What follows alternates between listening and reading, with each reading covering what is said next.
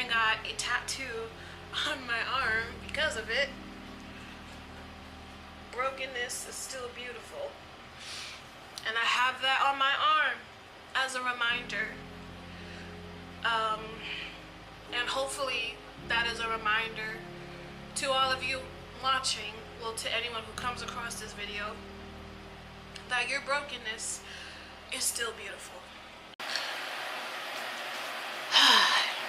The day that I'm recording this is September 1st.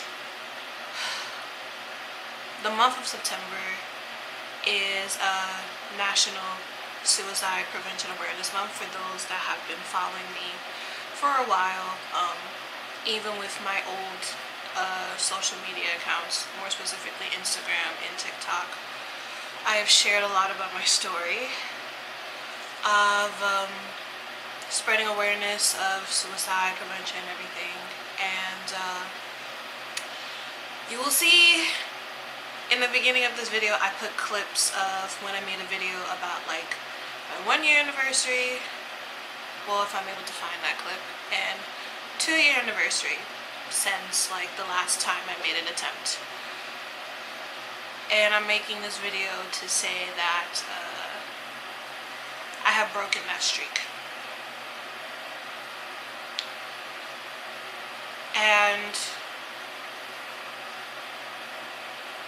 to be quite honest, I feel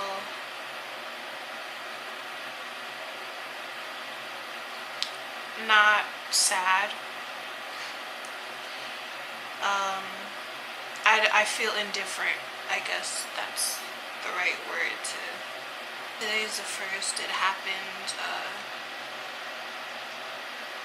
5-6 days ago, so when it was still August. I'm not gonna go into details about it because I know that'll be triggering.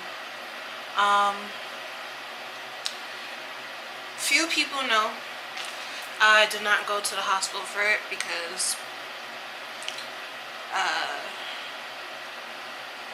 nothing physically serious happened to me to where I would have needed to get attention from the hospital, and then knowing if I did go to the hospital for that reason, I would have been hospitalized again, like in the psych ward. I mean, I could have lied, which I have done attempts before and gone to the hospital for it and lied about what happened and didn't get put into like the psych ward, but just didn't want to deal with that. People that are in my circle, like close circle, they are aware of what I've been dealing with in my personal life.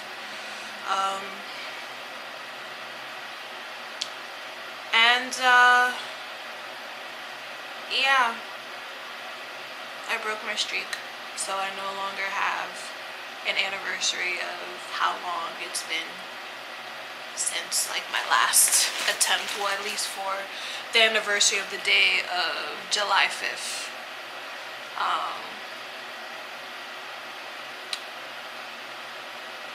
But making this video to, like how I've done with other bits of content I made, give awareness to this, that everyone's journey is different, everyone's life circumstances are different, but we all share pain. The source of the pain just may be different. The way we feel the pain, the way we react to the pain is very different. For the past, like, I want to say like 4 months, therapists that I have tried starting something with, even along the lines of like intake and psychiatrists, they have given me just one option of essentially just sending me away somewhere to give me intense treatment, because solely of the fact that I have the diagnosis of BPD and the amount of trauma that I have faced. And I have done DBT before. I have had probably like 2-3 therapists I can say that I've done DBT with before that is like, it did have good effects on me. So it's like, I know it could do something. I just need to be paired with the right person. And I've told that to these people that I tried to have some type of treatment with, but they didn't want to. And I have had literal psychiatrists and therapists tell me that I don't know how much help I can be for you because of your disorder. And unfortunately, that is the reality for people like me who don't even just have BPD but have cluster disorders. I could do another video on that if you guys like, about the different types of cluster disorders, because there's cluster A, cluster B, and cluster C. BPD is a cluster B disorder, along with NPD, which is narcissistic personality disorder, ASPD, which is antisocial personality disorder, and I know there's something else that I'm forgetting, but yeah. So I've been getting hit with that type of treatment from medical professionals, people that are supposed to be medical professionals. And so I am now currently on a waiting list that will last about 2 months for me to even get paired with a therapist, that I had to go through this app from my health insurance to see if they will even like take me or have like a spot to like put me in as a client. So hopefully I hear something from that. And if I do, hopefully they won't just treat me like shit as if I haven't already been treated like shit throughout my whole life and have been feeling like shit about myself, which makes me feel like I am a piece of shit and that everything is my fault. And then I recently was hopeful in wanting to start a training program to become a peer specialist. And one of like the documents that I needed was to hand in a letter of recommendation.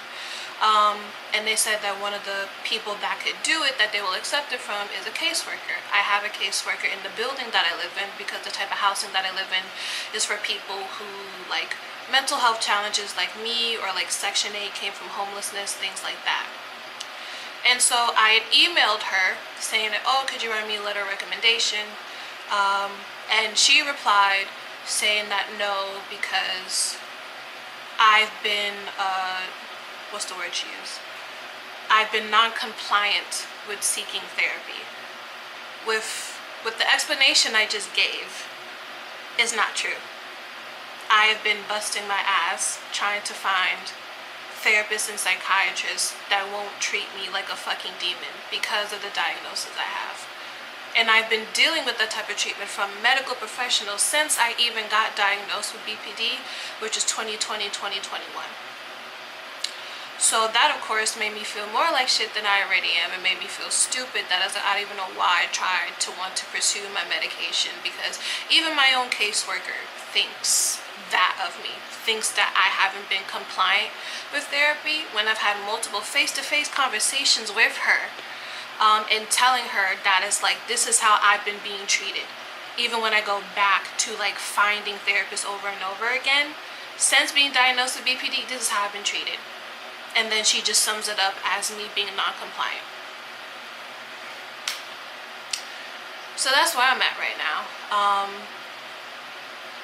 But then the funny thing is that she's been on my ass about wanting to reapply for disability, which I have.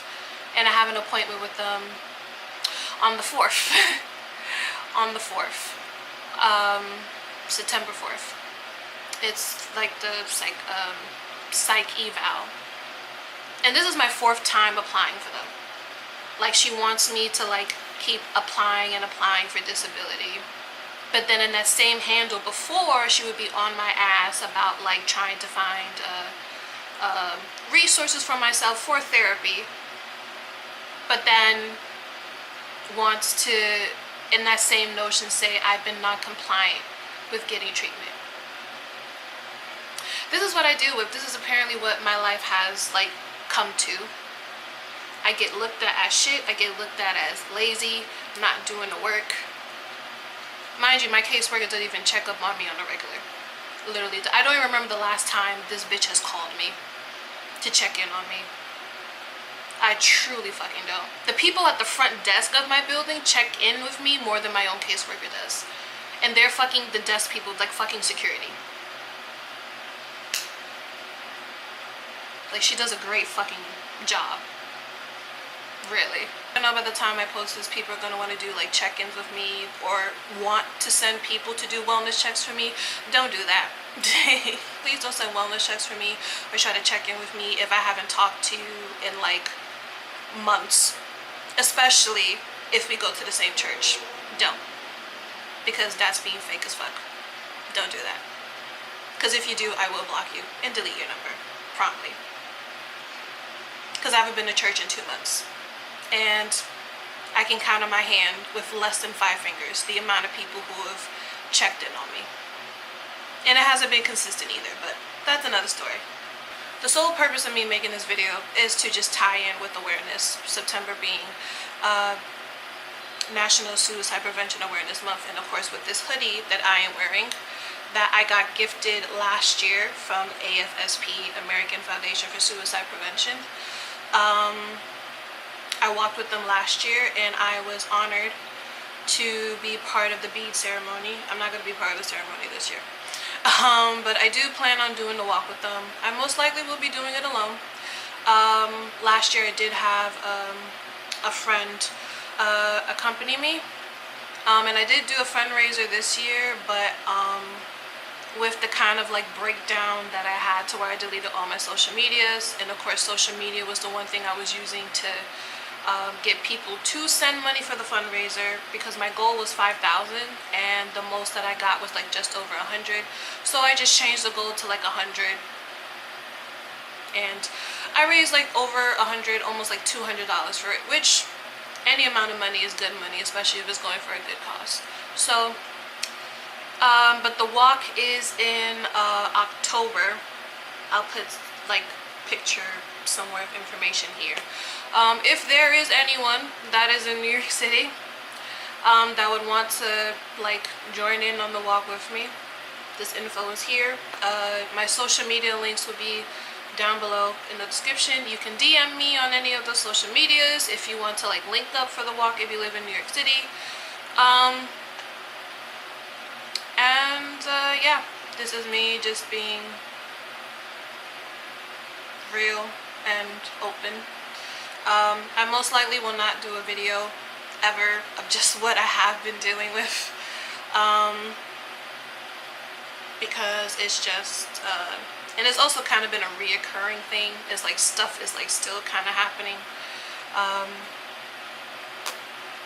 So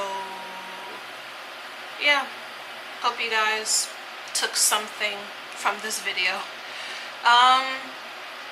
Like it, comment down below whatever thoughts you may have. Subscribe, it'll be nice for you to join this community. I also do have a Discord. Discord will be down below. I need to be better being active on there, honestly, because I've stopped giving a fuck about a lot of things. But yeah, that's it for this video. See you in the next one.